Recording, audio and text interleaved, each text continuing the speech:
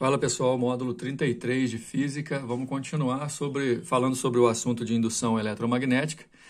Para a gente continuar, por favor, prestem atenção no que eu vou dizer, para a gente se situar, né, na verdade, em relação ao que já é sabido até no momento. Nós vimos na aula passada que, da mesma forma que corrente elétrica percorrendo um condutor, seja retilíneo ou em forma de espira circular, essa corrente pode criar campo magnético. O campo magnético que essa corrente cria, a gente na verdade chama de campo eletromagnético, porque ele tem origem na corrente, que é elétrica, mas tem características idênticas a um campo magnético de um ímã, tem polo. A gente viu, por exemplo, que o solenoide, né, que é o conjunto de espiras circulares a partir de em volta de um condutor, cria uma situação de um eletroímã, né, um ímã que pode ser ligado e desligado por corrente elétrica, assim como os ímãs naturais têm polo norte e polo sul, definido pela regra da mão direita. O detalhe é que, depois de falar sobre a corrente criando campo, aí na aula 32 sobre indução eletromagnética, a gente viu que quando o campo varia numa espira circular ou numa espira qualquer, você tem a possibilidade do fluxo magnético variar. A gente viu que fluxo magnético, inclusive aí na própria imagem vocês estão vendo a letrinha que representa o fluxo magnético, essa letra é a letra grega φ minúsculo. Fluxo magnético é o resultado das linhas de indução de um campo magnético pré-existente, de um ímã, por exemplo, dentro de uma espira. Esse fluxo magnético depende da intensidade desse campo, muitas vezes associado à proximidade ou distanciamento do ímã em relação à espira. Depende também da área da espira, depende também do ângulo que o vetor indução faz com as linhas do campo magnético. Esse vetor indução é um vetor imaginário que é perpendicular ao plano da espira e passa pelo centro dela. Se considerando o valor do campo magnético, a área da espira e o ângulo de indução, você tem três possibilidades de fazer esse fluxo magnético variar. E aí o detalhe, pessoal, é que a gente tem que lembrar que a corrente induzida vai depender exatamente dessa variação de fluxo. Ou seja, não adianta ter campo para poder o campo criar corrente. A gente precisa ter variação de fluxo magnético para que a corrente induzida apareça, né? Vale a pena a gente repetir o tempo inteiro que a presença do fluxo, deixa eu ajeitar o foco aqui, a presença do fluxo magnético não influencia no aparecimento de corrente. Na verdade, o que a gente tem que entender é que para aparecer corrente induzida, a gente tem que ter uma variação de fluxo magnético. Aí na aula passada a gente viu a lei de Lenz, que diz que a corrente induzida aparece numa espira justamente por conta de evitar o aparecimento dessa variação de fluxo. Então é meio que uma ideia paradoxal, né? Você precisa da variação do fluxo, só que a variação do fluxo é uma coisa que, entre aspas, a natureza da espira não quer. Ela quer que fique na situação de mais equilíbrio possível, mais próximo do equilíbrio possível. E o ideal para ela, por exemplo, é que o campo magnético dentro dela não varie. Se variar, aí ela vai responder criando uma corrente no sentido de ir contra o motivo que faz esse fluxo magnético variar. Então a gente viu, por exemplo, igual está nessa imagem aqui, um polo sul afastando da espira, do anel condutor. Quando há afastamento, a espira vai atrair. Quando há aproximação, a espira vai repelir.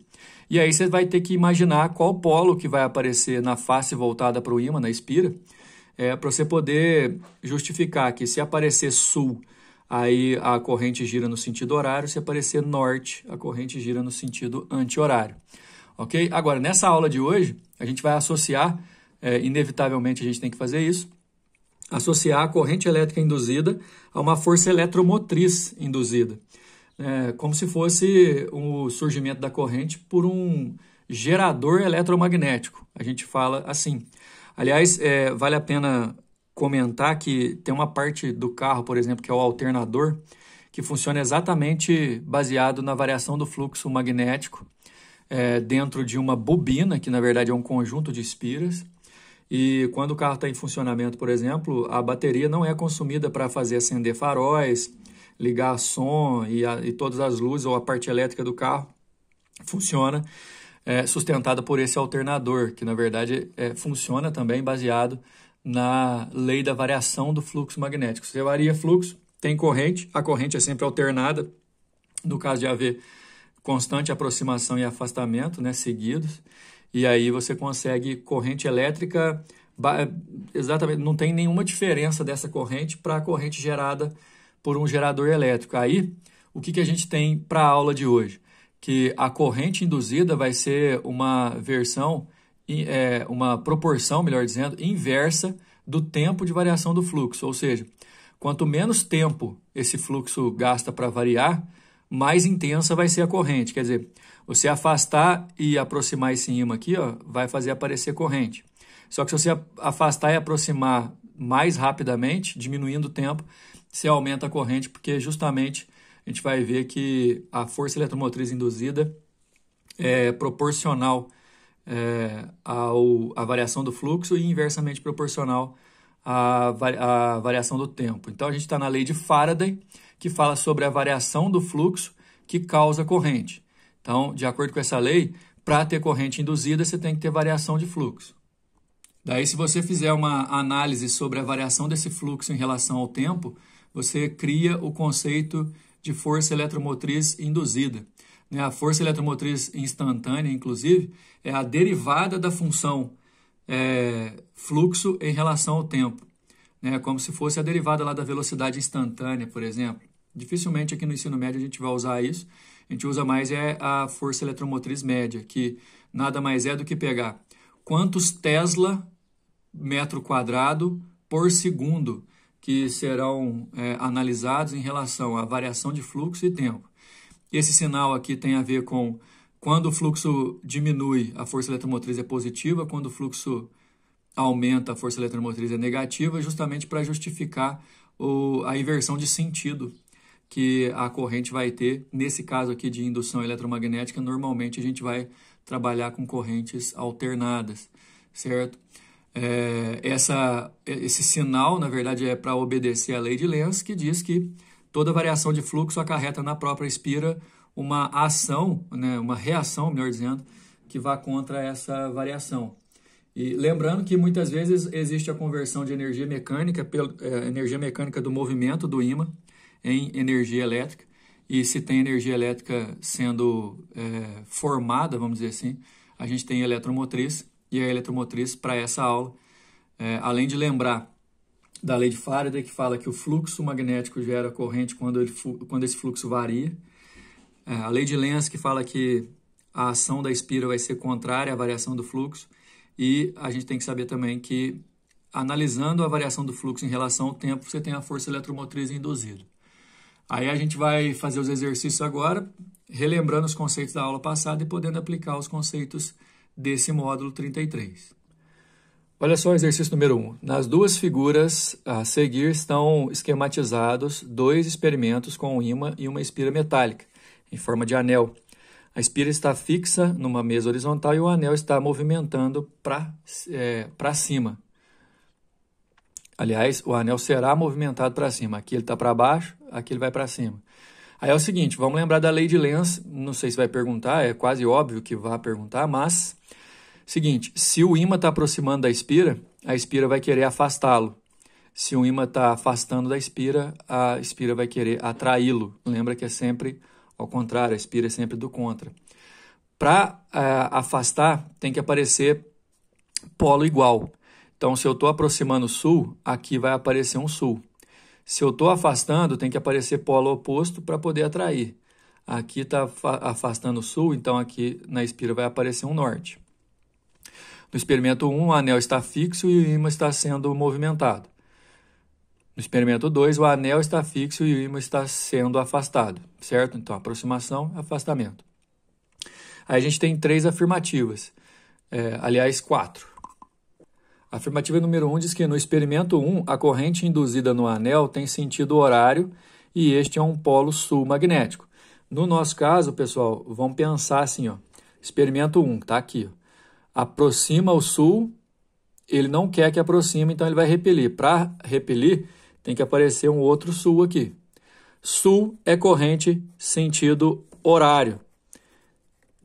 Então, no experimento 1, a corrente induzida no anel tem sentido horário e este é um polo sul magnético. Esse número 1 aí, ó, é verdadeiro. Ok? Já vamos colocar aqui, ó, verdadeiro. Número 2, no experimento 2, a corrente induzida no anel tem sentido anti-horário e este é um polo norte. Vamos ver? No experimento 2, o ímã está sendo afastado e a espira vai querer atraí-lo. Ele é afastado pelo sul, então para atrair a espira vai ter que fazer aparecer um norte. E norte, galera, vamos lembrar, sempre é corrente no sentido anti-horário. Quando a espira experimenta quando a espira é percorrida por corrente e ela cria o campo, se a corrente é horária, aparece sul, se a corrente é anti-horária, aparece norte. Aqui, você pode pensar igual, mas a ordem que é o contrário. Não é a corrente que está criando o campo. O campo varia, criando corrente. Se varia e aparece sul, a corrente é horária. Se varia e aparece norte, a corrente é anti-horária. Por isso, a 1 e a 2 são verdadeiras. A afirmativa 3, no experimento 1, há uma força magnética de repulsão entre ambos os elementos. E no experimento 2, a força magnética é de atração. Isso é verdadeiro também, né, pessoal? Por tudo que eu já tinha falado, se um ímã aproxima, a aproximação é o motivo pelo qual o fluxo vai variar. E aí a espira vai contra essa variação, ela tem que repelir. O motivo pelo fluxo variar aqui na situação 2 é que o ímã está se afastando, ela vai contra o afastamento, atraindo. Então, a número 3 é verdadeira. Número 4, em ambos os experimentos há um aumento do fluxo no anel. Isso é falso porque aqui no experimento 1 tem aumento do fluxo por aproximação. Aqui tem diminuição do fluxo por afastamento. Lembrando que o fluxo pode variar por 3 motivos, né? Pelo valor do campo, pela área da espira e pelo ângulo. Aqui, área e ângulo são constantes. O que vai mudar é que aqui o fluxo aumenta pelo campo aumentando e aqui diminui porque o campo está diminuindo no afastamento. Então, em ambos os experimentos, ao aumento de fluxo está falso. A nossa resposta é a letra A. Apenas as afirmativas 1, 2 e 3 estão corretas. Número 2, a figura abaixo representa um experimento em que um ímã está sendo aproximado com velocidade V de uma bobina em repouso ligada em série a um galvanômetro. Lembrando que galvanômetro é um medidor de corrente elétrica de baixa escala. Olha só, está aproximando o sul do ímã. Isso é importante, hein? A seguir, 3 variantes do mesmo experimento estão representadas nas figuras 1, 2 e 3. Vamos analisar a seguinte situação, pessoal. Não é só o ímã que tem que se mover, né? Tem que existir movimento relativo para que as linhas de indução aumentem ou diminuam na espira ou então no solenoide, que é o nosso caso aí, né? Uma bobina. E aí, se existe esse movimento relativo, existe variação de fluxo. Por exemplo, na situação 1, o ímã fica parado e a espira que está aproximando. Independente de quem esteja se movimentando, existe aproximação. Essa aproximação vai fazer a espira querer repelir o ímã. Então, aqui vai aparecer um norte, consequentemente, aqui aparece sul. Nesse outro caso, a velocidade do ímã é para a direita, afastando da espira. Nesse caso, a espira não quer o afastamento, ela quer atrair. Então, aparece sul para atrair o norte, então do outro lado lá é norte, olha só. O raciocínio não é tão difícil assim, né, pessoal? Aqui, o sul está se afastando, ele quer aproximar, na verdade, ele quer atrair, então aqui vai ser norte para atrair, aqui vai ser sul. Indique em cada experimento a polaridade magnética adquirida pela bobina, a gente já fez isso, tá vendo? Bem como o sentido da corrente elétrica induzida, a gente já vai fazer. Assinale a alternativa que indica corretamente os experimentos que reproduziram a mesma corrente elétrica induzida, o mesmo sentido de percurso, bem como as mesmas polaridades magnéticas na bobina, em comparação ao experimento original. Aliás, vamos lá voltar no experimento original. O experimento original é esse, né? Aproximando o sul, a espira vai querer repelir. Para repelir tem que aparecer polo igual. Então, sul e norte. No caso, pessoal, a gente tem que analisar todas as situações e ver quais que se comparam à situação original. Corrente não vai ser tão importante para nós, não, porque a partir do momento que você define polaridade, a corrente já fica definida também. Mas olha só, norte à esquerda, sul à direita. Essa daqui, a número 1, ficou igual. Essa daqui, ó, norte à esquerda, sul à direita, também ficou igual. Essa daqui, norte à esquerda, sul à direita, também ficou igual. O exercício pediu para a gente definir as polaridades e correntes e comparar com a situação original para ver qual que era igual. Na verdade, todas são iguais, então a resposta nossa aí, ó, letra E. Número 3, uma bobina chata formada por 5 espiras concêntricas e superpostas, que possui um raio igual a 3 centímetros, é atravessada por um campo magnético perpendicular ao plano da bobina, como ilustra a figura. Olha só, são 5 bobinas, o raio de 3 centímetros, o campo magnético atravessando ela no centro e corrente girando no sentido anti-horário. Olha aí a corrente aqui, ó. Se o campo magnético tem seu valor variando de 1 Tesla até 3,5 Tesla em 9 milissegundos, então, ó, aqui a gente vai conseguir calcular o ΔΦ, que é a variação do fluxo, e aqui, pessoal, a gente tem o ΔT, a variação do tempo. É correto afirmar que nesse intervalo de tempo o módulo da força eletromotriz induzida foi em média. Olha só, a gente vai usar o π igual a 3. Para o cálculo do valor absoluto da força eletromotriz, a gente tem que pegar a variação do fluxo em relação ao tempo, mas de cada espira. Por isso esse N aqui, ó, que no nosso caso, o N vai valer 5, porque são 5 espiras. Nesse valor aqui, ó, de 1 Tesla para 3,5 Tesla, é um campo inicial e o campo final. Não é o fluxo inicial e o fluxo final. Com esse campo inicial, eu calculo o fluxo inicial. Com esse campo final, eu calculo o fluxo final. E aí eu consigo calcular a variação do fluxo. Como o fluxo depende de área e são espiras circulares, olha aqui, ó, vou calcular a área de cada uma. Π vezes raio ao quadrado. O π pediu para usar valendo 3, o raio é de 3 centímetros, que eu tenho que passar para metro. Isso aqui elevado ao quadrado dá 9 vezes 10 a menos 4 vezes 3. 27 vezes 10 menos 4 é a área de cada espira.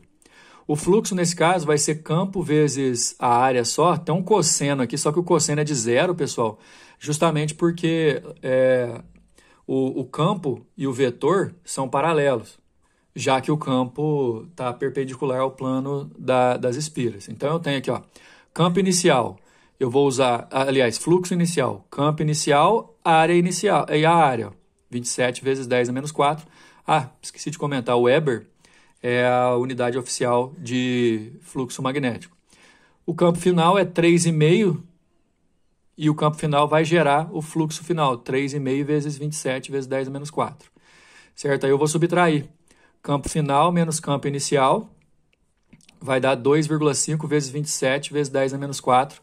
É o valor da variação do fluxo. Isso aqui é o valor da variação do fluxo em cada espira. E isso aqui acontece em 9 milissegundos. Então, a força eletromotriz induzida vai ser, em cada espira, a variação do fluxo em relação ao tempo. Só que eu vou multiplicar por 5, porque são 5 espiras. Variação do fluxo, 2,5 vezes 27 vezes 10 a menos 4. E o tempo de 9 milissegundos, aqui o milissegundos, ó, 10 a menos 3. Aqui eu vou cortar, né, o 27 com o 9 dá 3. Aí vai dar 3 vezes 2,5 vezes 5. O 10 a menos 4 com 10 a menos 3 dá 10 a menos 1. No final das contas, 3,75 volts, a resposta nossa, letra E. Número 4, analise o gráfico a seguir. Ele registra a variação do fluxo magnético, φ, através de uma bobina de N espiras superpostas ao longo de 3 segundos. Olha só, pessoal, o fluxo aumenta, depois ele fica constante, o fluxo diminui. Destaque para essa parte constante, que nesse caso aqui não tem corrente, não tem força eletromotriz, certo? Não esquece que para ter corrente induzida e força eletromotriz induzida, o fluxo magnético não basta existir, ele tem que variar. Então, quando o fluxo magnético é constante, não tem corrente induzida e, portanto, não tem força eletromotriz induzida. Nas opções a seguir, qual deles oferece o gráfico do valor algébrico da força eletromotriz em função do tempo? No caso nosso, a gente tem que entender o seguinte, ó. Lembrando que inclusive na questão, o próprio exercício dá aqui, ó, o valor da fórmula da força eletromotriz baseado na variação do fluxo. Então, é certeza que aqui, ó, de 1 a 2 segundos, quando a variação do fluxo é 0, não tem força eletromotriz. Então você pode ver que todos os 4 gráficos, ó, De 1 a 2 segundos, a força eletromotriz é zero. Só que aí tem um detalhe, ó. A força eletromotriz induzida é uma função negativa da variação do fluxo, ou seja, quando o fluxo aumenta, a força eletromotriz induzida é negativa. Então, não pode ser esse nem esse. Quando o fluxo diminui, com esse menos aqui, ó, a força eletromotriz é positiva. Então, também não pode ser esse. A resposta nossa é a letra B, mostrando o seguinte, ó, de 0 a 1 segundo, o fluxo aumenta, então a força eletromotriz é negativa. De 2 a 3 segundos, o fluxo diminui, então a força eletromotriz induzida é positiva. E em meados ali, ó, de 1 a 2, o fluxo não varia, então a força eletromotriz é zero. Beleza? Até a próxima.